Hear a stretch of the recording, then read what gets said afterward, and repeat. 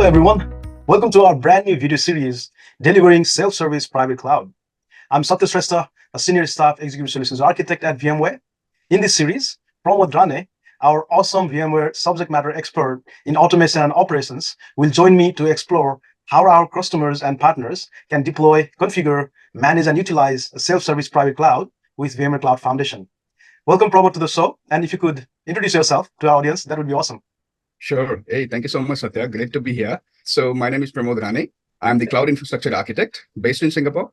So basically my day-to-day role is to meet customers, transform their infrastructure into modern infrastructure, automated, and provide the automated operation as well. So working with a lot of personas day in, day out.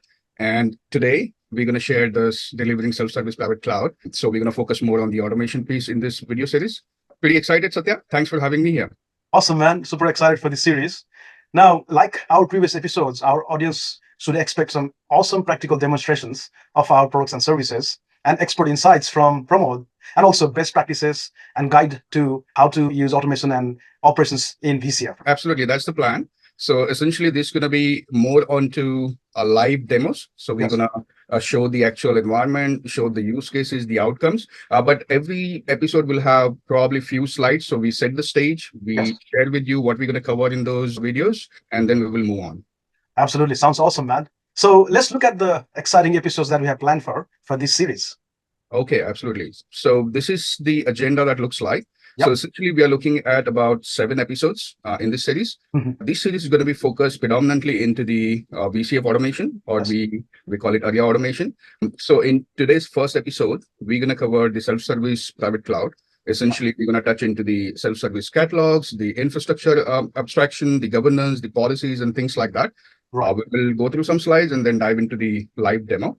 And then in the following sessions, like episode 2, episode 3, we're going to uncover and deep dive into the automation, deep dive into the outcome-based use cases like infrastructure as a code, Kubernetes automation as well, whereby we're going to touch into the cloud consumption interface and touch into the vSphere supervisor services as well. We have data service manager integrated with our automation. So we will touch into the database automation as well for MySQL, PostgreSQL database, how we can quickly provision those production-ready databases. We will go into the extensibility, orchestration, third-party integration as well. As we understand, customers are invested into other technologies as well. So how we can help them with our automation when they use the VCF, right? Then episode 6 is going to have a bit heavy into the day 2 automation, meaning once you provision the workloads, how can you patch those workloads at the operating system level and things like that. And finally, the bonus episode would be the 7th episode, which is where we're going to show how to deploy a production-ready, highly available clustered Aria automation instance. Right. So the 7th episode is where we're going to be deploying the Aria automation and see how it is configured, right? Yes. Because many times you would have seen some documentation whereby you provision all-in-one Aria automation with Lifecycle Manager and the Workspace ONE Identity Manager. But that's not a production-ready environment. It is good for POC or your lab environment. Since we're focusing production-ready environment here and showcasing those capabilities, so why not showcase a production-ready deployment as well? Got it. Fully fledged automation environment. Yes. Awesome. This looks really jam-packed, man, and a lot of awesome episodes planned here, including lots of add-on services that VCF provides. Super excited for it. Nice. So let's go on to the self-service private cloud. That is the topic for today. So what is actually self-service means here? So self-service meaning if you're the personas who need some sort of resources, it could be in form of platform services like compute, storage, network. Essentially, you should have consumable capability in terms of you see these services in form of some sort of a catalog.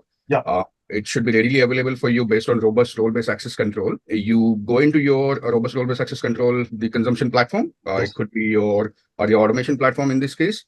See what are services that you need. They are fully packaged with the infrastructure application characteristics. Once you verify those catalogs, you just go ahead and submit it. Before you submit, you verify the cost. You're okay with the cost. You submit it. You get your services readily available within the few minutes of time.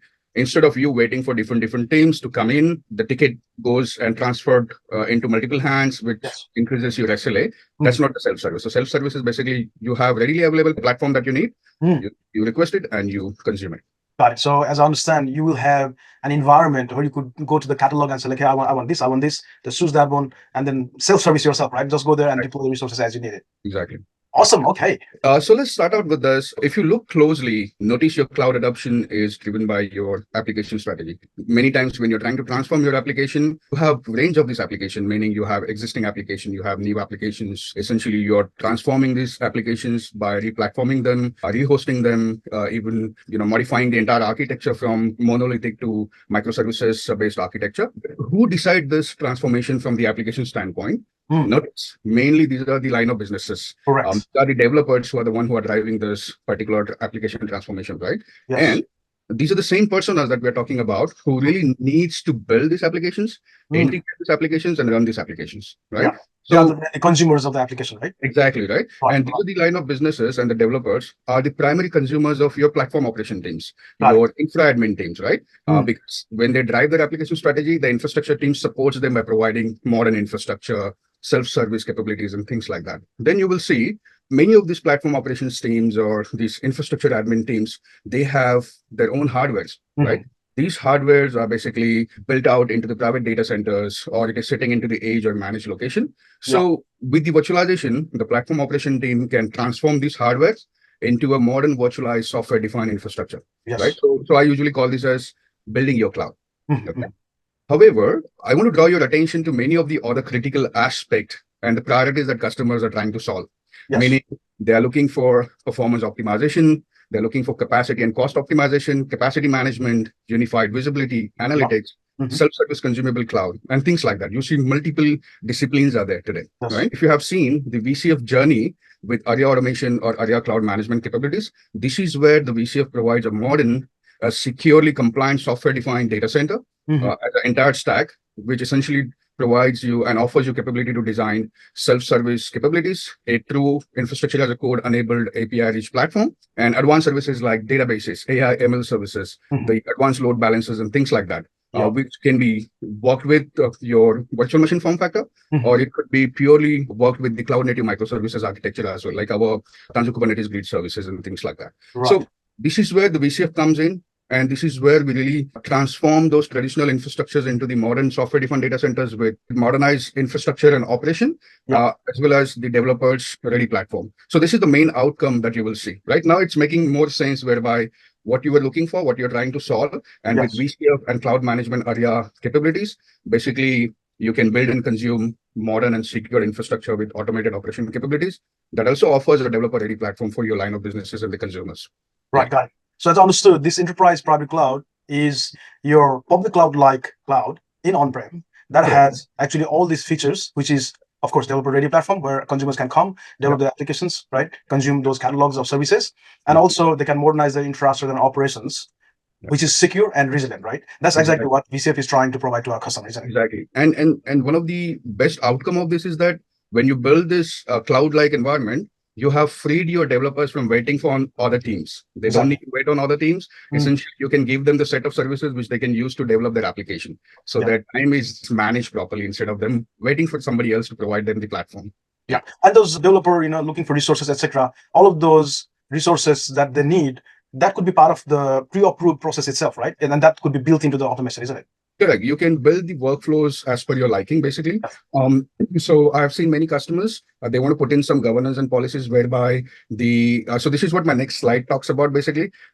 So you will see the enterprises need a right cloud model, right? So some decides to have fully governed by the policies whereby the consumer choose to select what kind of interfaces that they need. They could use Kubernetes CLIs or UIs or even APIs things, and they can use those pre-discovered infrastructure as a services or platform as a services to provision the resources. But then the infra admin teams or the platform operation teams really need to put in that governance and control on them. So they put some workflows around the multi-level approvals, whereby you have the role-based access control, but beside that, they also put in some governance. So nobody really keeps spinning up the instances and there is no control and things like that. So again, depends on the cloud model that the customer choose to select. But as I mentioned, there are options. There is freedom for the consumers. If you talk about consumers and the providers persona, there's a freedom for consumer to use what kind of interface that they want to use and what resources they want to use, as long as the providers have given those capabilities to consume. Exactly. So from my own experience, right, the governance is key here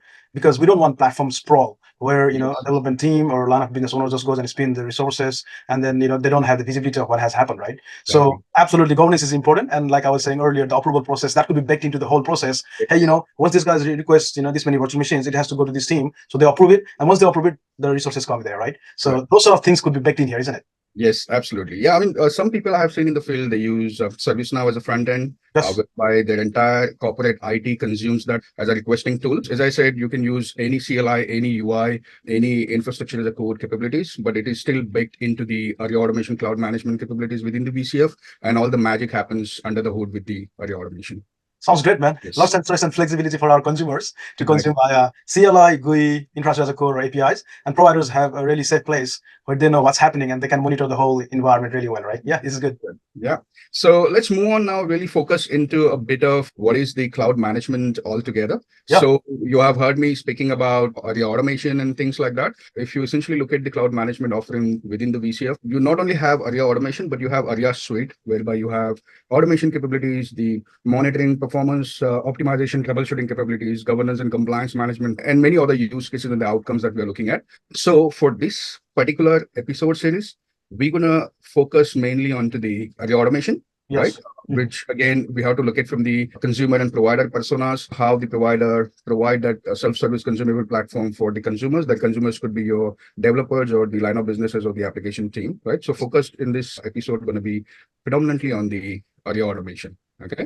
Yep, got it. All these 6, 7 episodes that we have planned for will be going deeper into the automation part, right? Correct, exactly. Because the plan is now to set the stage with the Aria Automation. So we will slowly move into persona-based outcomes, the capabilities of the tool, how it can help customers and the consumers to really transform that modern infrastructure into self-service consumable platform, right? And then essentially we will have a next series, the video series, focused mainly on the operation, troubleshooting, performance optimization, green score management, and things like that. Cost management and all that. Yep. Correct. Now, if you look at this is my sort of a last slide, I would say. So if you really look at this slide, again, just want to reiterate what we have spoken. So in the context of VMware Cloud Foundation, the Aria Automation solution powering the VMware Cloud Foundation in terms of automation and operation, right? It essentially delivers the self-service with governance and resources lifecycle management across the VMware Cloud. So many times what happens is you have multiple stacks. For some reason, you have one VCF stack for production. You might have VCF stack sitting into the VMware Cloud services, such as VMware Cloud on AWS or Azure solution. So Aria Automation is the key solution that really powers this VMware Cloud Foundation, regardless whether it is on premises or it is sitting into the public cloud and things like that. Yeah, that's the important snapshot that I wanted to call out here. And you will see number of services in these snapshots, the number of features and the capabilities that you will see. We're going to focus on all these capabilities into the following episodes as well. Got it. So on this slide, what I understood is VMware Cloud Foundation could be run on data centers, edges, or service provider, which is VMware Cloud service providers, right? Or public cloud. Our flavor of VCF like Azure Cloud VMware Solution, VMware Cloud on AWS, GCVE, right? Google Cloud VMware Engine, all of that. So sitting in there, VCF automations can actually work on all those VCF installation, doesn't matter where it is, and then provide the services out of those VCF installation to our consumers. Of course, providers will have to do all that, nuts and bolts, all those things, right? And then provide that platform to the consumers, and then they can consume self-service to the catalog, right? Yeah. So the core capability that includes self-service catalogs, policy governance, workload lifecycle management, infrastructure consumption, infrastructure as a code, and templating and stuff like that. Yes. That's available across the offering. That means you get the VCF with Aria Automation. You can consume this on your private data centers, or you can consume this into your hosted environments and edge locations and things like that. Got it. And in terms of VMware Cloud Foundation bill of material, I forgot to mention that VCF automation or Aria automation and operations, they are all part of that bundle, isn't it? Yes, it is packaged in such a way that if you go for the VCF bill of material, you get all the aspects and all the capabilities of your cloud management, Aria Cloud Management. Basically, that includes your Aria Automation, it includes the Aria Operations, and it includes the Aria Operations for log. As well as networks, right? Yes, absolutely. Cool. Okay, awesome. Sounds good. Okay. So we have done a lot of talking. So let's dive into a demo quickly. Yes. Right. Yes. So seeing is believing. Demos are the best. Yeah. Exactly. So let's do that, right? So what are we trying to show here in demo? Can you just give us a brief on what we're going to see here? Yes. So what I'm going to show, as you see on my screen, this is the console, the Aria Automation console. First, we're going to start out with a role-based access control because security is very important. Yes. So we will log in with Cloud Admin as well as log in with a corporate IT user like Pramod. right? Yes. And we will show you how you can manage the permissions and services parameters based on the role-based access control. You can control certain services to be not seen by this corporate IT user, but can be only seen by the engineering or the cloud admins and things like that. Then we will provision some workload quickly. We will walk you through the self-service catalog that I was talking about earlier. Yep. You will see the self-service catalog, what all aspects you can do with that catalog, and then we will spin up some workloads. Yeah. Okay. That's my Aria Automation console. I'm going to quickly log in, and you can see I have my Active Directory LDAP configured here. So I'm logging into my Aria Automation with the AD user. So this is like a super user, cloud admin. Correct. This is the cloud admin. Yeah. So once I log in into the cloud admin, most of the time the cloud admin spend time into the designing the blueprints, managing the infrastructure, onboarding the existing infrastructure and stuff like that, right? That's why you see they have full-fledged of access, meaning they can create the templates, they can manage the infrastructure and things like that.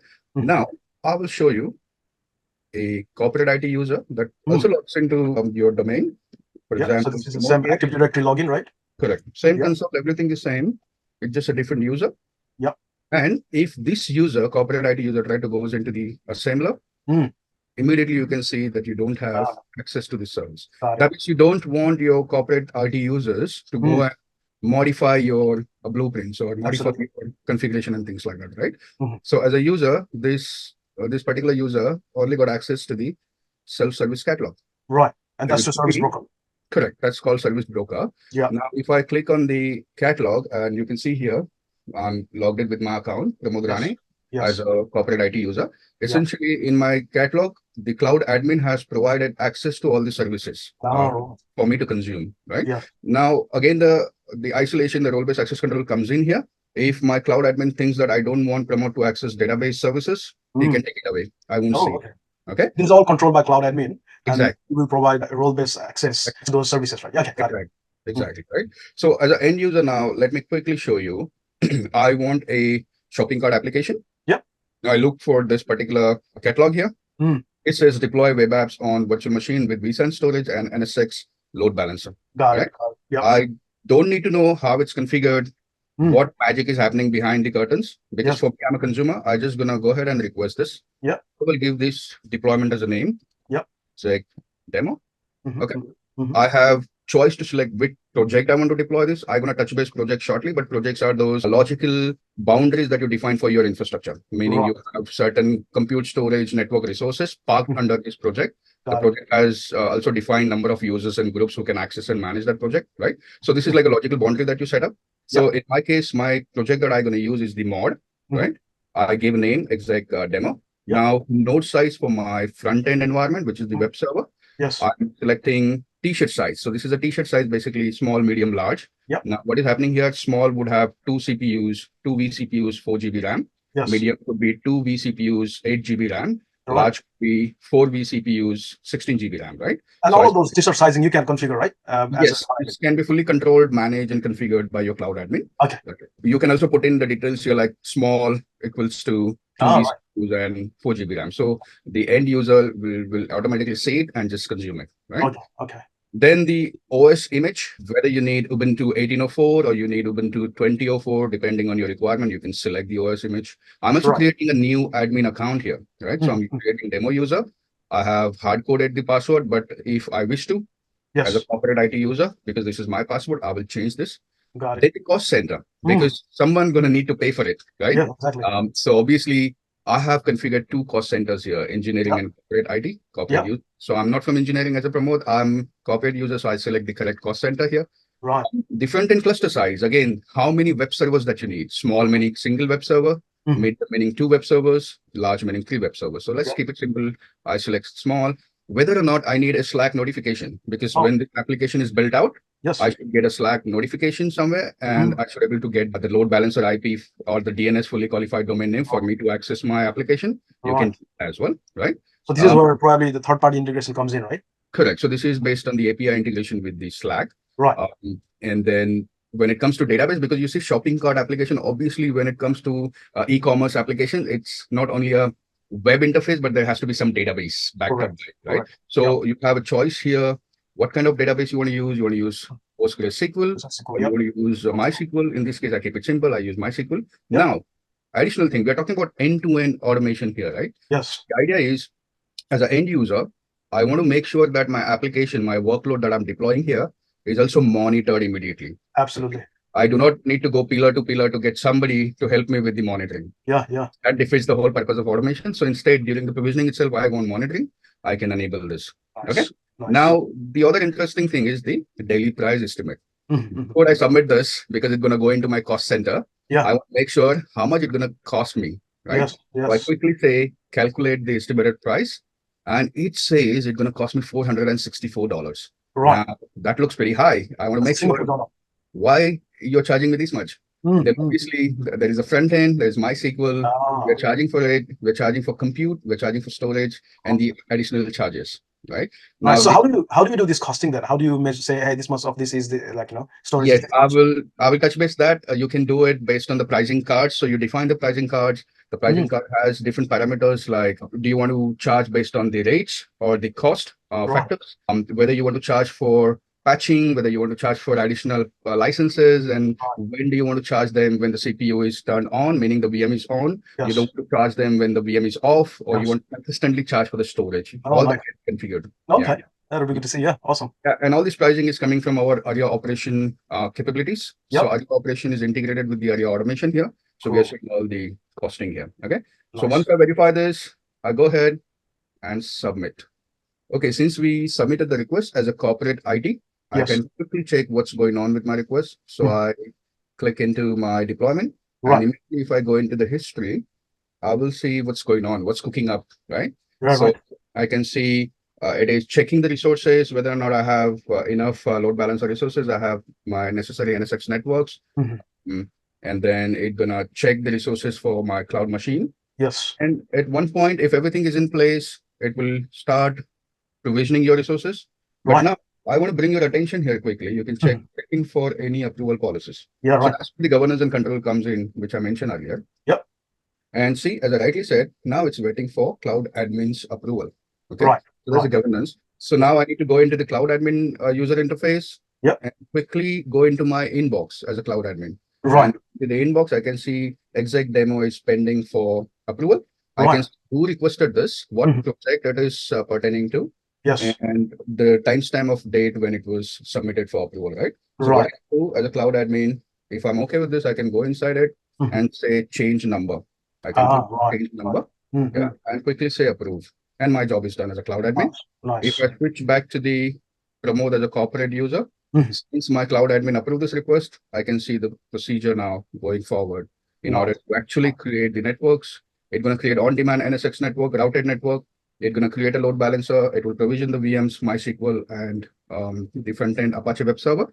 And at that point, we will see if we access the load balancer IP address, our shopping cart application will be fully ready. Nice. So here, like I said, that pre-approval is already baked in, which is the governance. And as soon as the cloud admin approved it, the process started here, right? Correct. Approval policy was in. So while this is going on, what I will do is I want to bring attention to policy-based governance. So as you can see, you can define multiple policies like approval policies or lease policies and whatnot. Let me open this approval policy. The construct of the approval policy could be based on the entire organization or specific to a project. You have flexibility around the scope here where you want to apply this. I have applied this to the project construct. So here I'm using this approval policy for my mod project. And then you can further define the criteria. Whether you want to assign this approval policy for a specific cloud template or you want to assign it to multiple cloud templates, you can do that. So you can see here, template, or rather, if I try to create new one here, I have many options. For example, I can put this policy for a specific requester as well, based on the requester, right? Or based on the deployment creation cost. If the cost is higher, you must have an approval policy in place. Right? If it goes, let's say, above $1,000, needs approval, right? Correct. Must need approval, right? So you can define. This is something similar that you put the guardrails around a big provisioning instance should be only deployed into this region or this cluster and so on. So you can define those guardrails.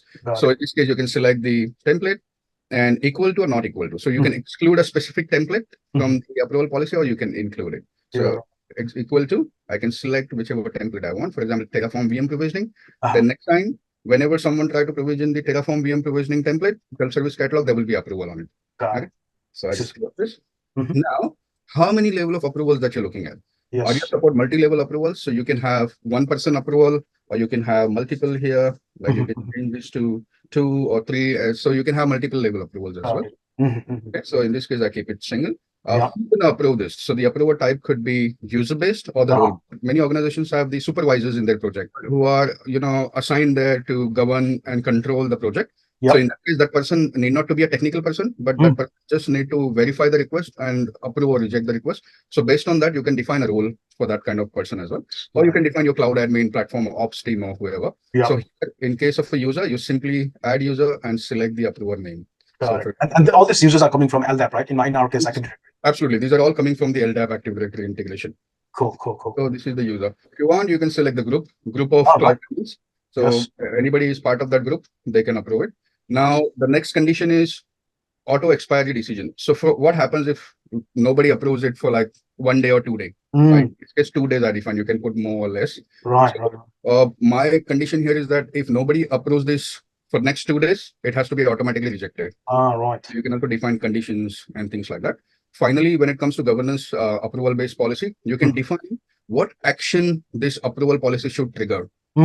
So you can define at what point the approval policy should kick in for action. So in this case, you can say deployment, create action. You add multiple other actions, like for AWS EC2 instance, somebody trying to delete the EC2 instance, you want to put the approval policy. Similarly, the other things as well. Right? Azure Disk, somebody wants to change the performance tier, you can put the approval policy and so on. Right? There's a lot of flexibility. Okay. So this is how we create the approval policies and define the policy-based governance with the Aria automation. Now, this is only one policy that you have seen. Obviously, you could create multiple policies. So if I go into new policies, these are the policy types that we support out of the box today. Data action policies, content sharing, lease policy. This is another interesting policy. So for example, if I go into it, I can create a lease policy. Exact demo lease policy. Right. Again, the scope could be around the organization construct or just the project construct. So I select project and I select my project from the list of other projects, right? I define the criteria.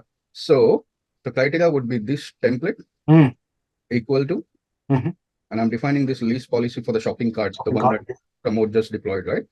Enforcement is hard. I'm giving anybody who deploys any instances using this cloud template or the catalog, maximum lease they will get is only 30 days. Okay?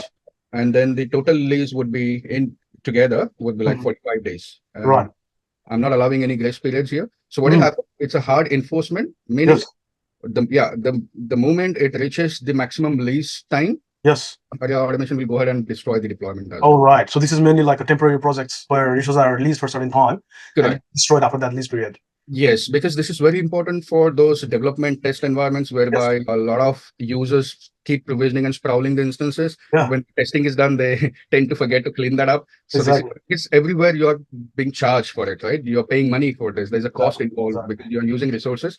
So you could put the governance policy in such a way that for test environment, you lease of 30.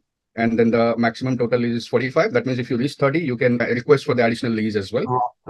Based on the grace period and the maximum total. But the maximum they can actually extend it is up to 45 days. Is that right? Yes. Okay. This is good, man. Especially to control the platform sprawl and especially like it's a test and dev environment that gets limited. This is really cool. That's why we are covering today the self-service capabilities of Aria automation within VCF. So this is a very important aspect, whereby we are not just providing the self-service consumable platform, but we're also applying governance and control.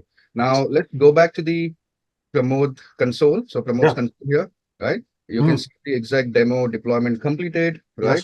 I can quickly also start checking whether there are opportunities to optimize. So currently it's all optimized, but I'll show you some other deployments where you can optimize this. You can get the alerts, you can monitor this and things like that, because we just provision this. There's nothing much going on here, right? So let me bring you to some other deployments that Pramod has done. Okay, let's check this one. All right. See the lease policy kicks in here. Expires in a month, right?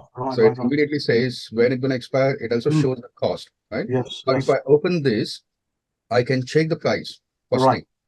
So price, daily price, weekly price, and this was just done yesterday. So just showing the current price that you need to pay.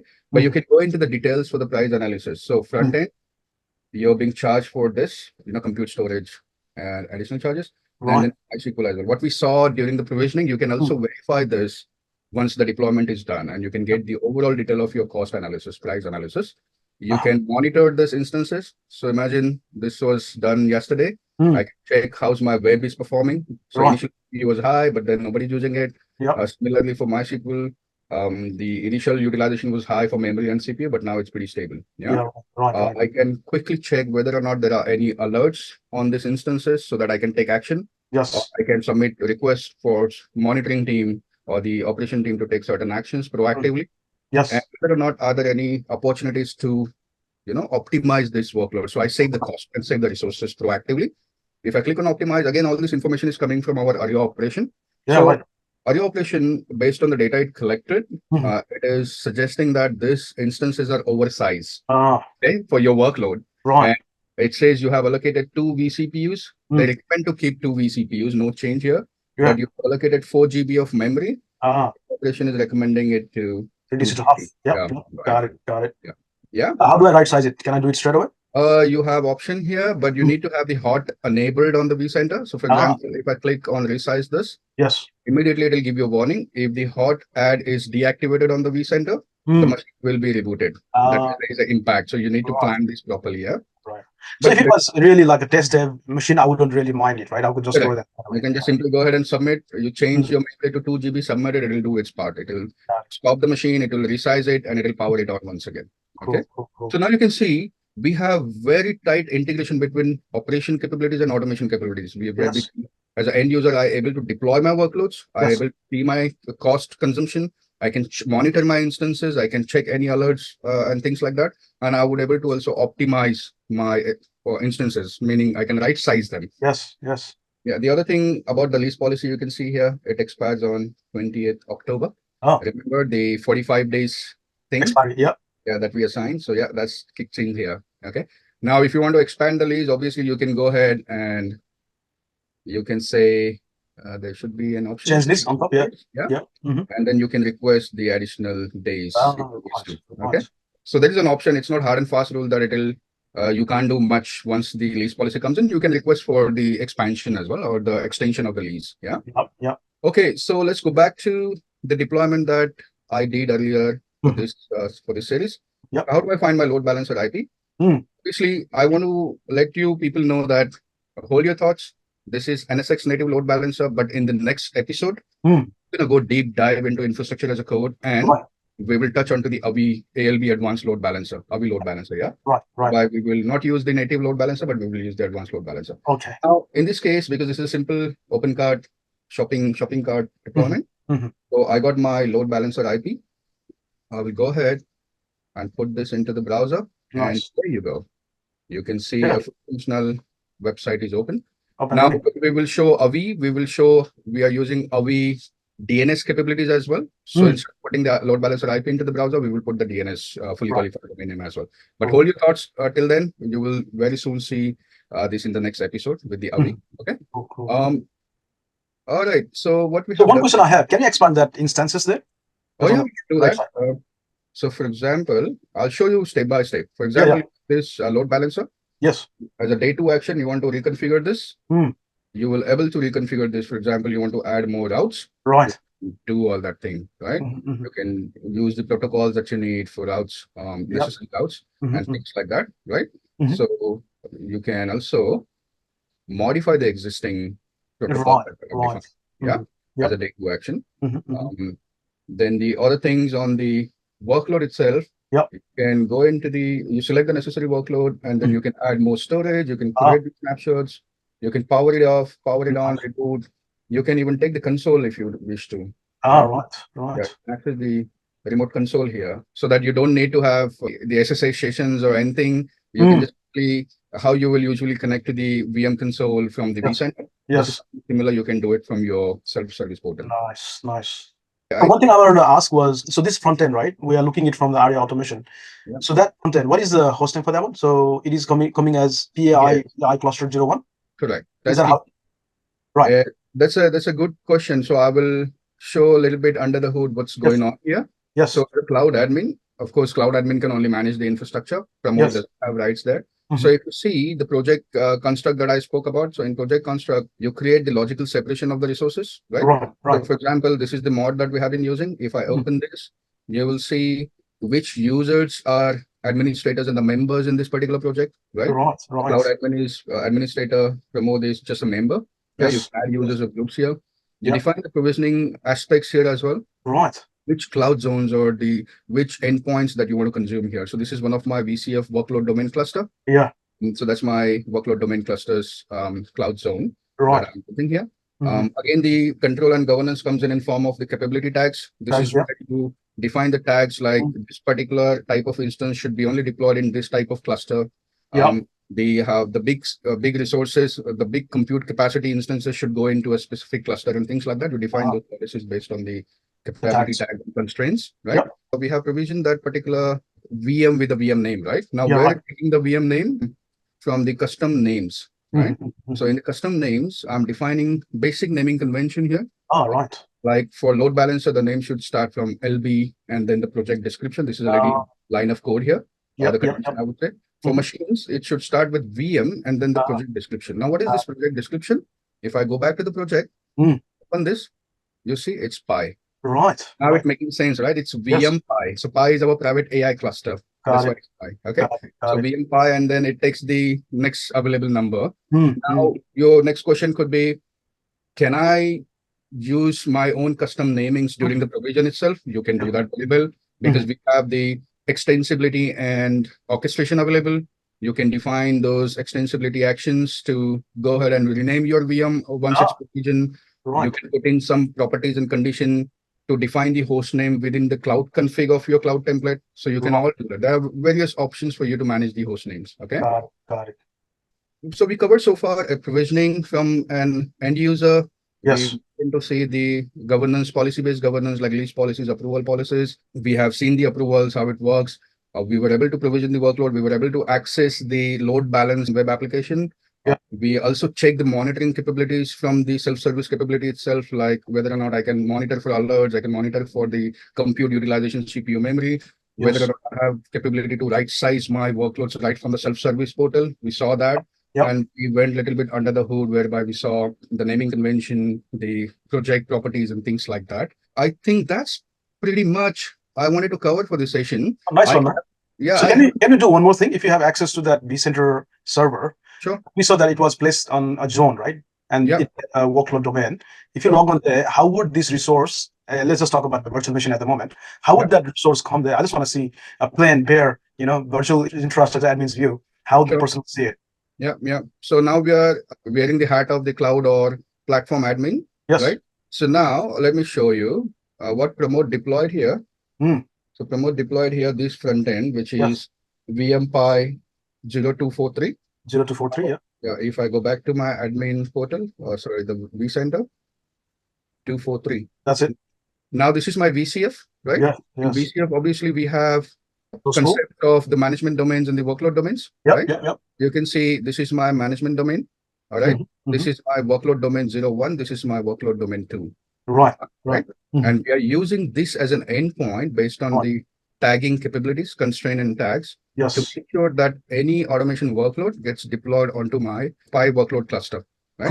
This VMware's provision, it got on-demand network here. You can see this is a private network range, so it got a static IP assigned to it. And if I go into the VM for the moment, just to show you, it has also set up a lot of things based on the cloud config, which we will go a little deeper into the next episode as part of the infrastructure as a code.